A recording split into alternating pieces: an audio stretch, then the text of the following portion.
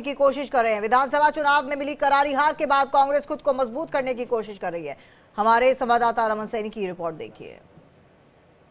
विधानसभा चुनाव में करारी हार झेलने के बाद जम्मू कश्मीर के पूर्व मुख्यमंत्री गुलाम नबी आजाद की पार्टी डेमोक्रेटिक प्रोग्रेसिव आजाद पार्टी अब टूट की कगार पर है।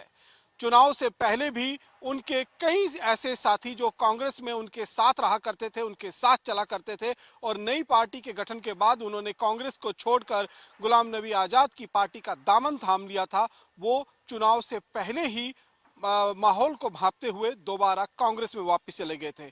और अब ये जानकारी निकल कर आ रही है कि जिस तरीके से विधानसभा चुनाव में आजाद की पार्टी को करारी हार झेलनी पड़ी है, कई जगह पर उनकी जमानत तक जब्त हो गई। ऐसे में उनकी पार्टी एक बार फिर टूट की कगार पर है और उनके कई पुराने साथी अब उनका साथ छोड़कर दोबारा कांग्रेस ज्वाइन करने जा रहे हैं। ये खुलासा जो है वो जम्मू कश्मीर कांग्रेस प्रदेश कांग्रेस कमेटी के चीफ स्पोक्सपर्सन रविंदर शर्मा की तरफ से किया गया है, जिसमें उन्होंने कहा है कि देखिए, चुनाव से पहले भी उनके कई साथी जो है वो हमारे टच में थे, लेकिन चुनाव को देखते हुए वो हमारी पार्टी में शामिल नहीं हुए थे, यानी कि कांग्रेस में शामिल नहीं हुए थे। और अब एक बार फिर जिस तरीके से डेमोक्रेटिक प्रोग्रेसिव आजाद पार्टी को करारी शिकस्त जो है वो जम्मू कश्मीर विधानसभा चुनाव में उठानी पड़ी है, और जो उनका होम टाउन है यानी कि चेनाब रीजन का इलाका है, वहां पर भी उनको भारी शिकस्त का सामना करना पड़ा था।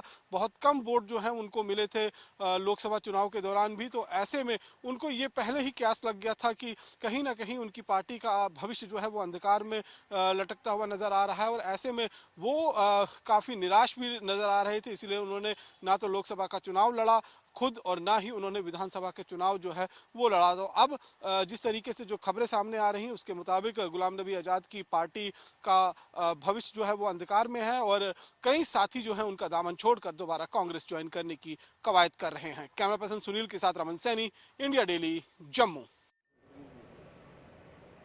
और इस वक्त की बड़ी खबर से आपको रूबरू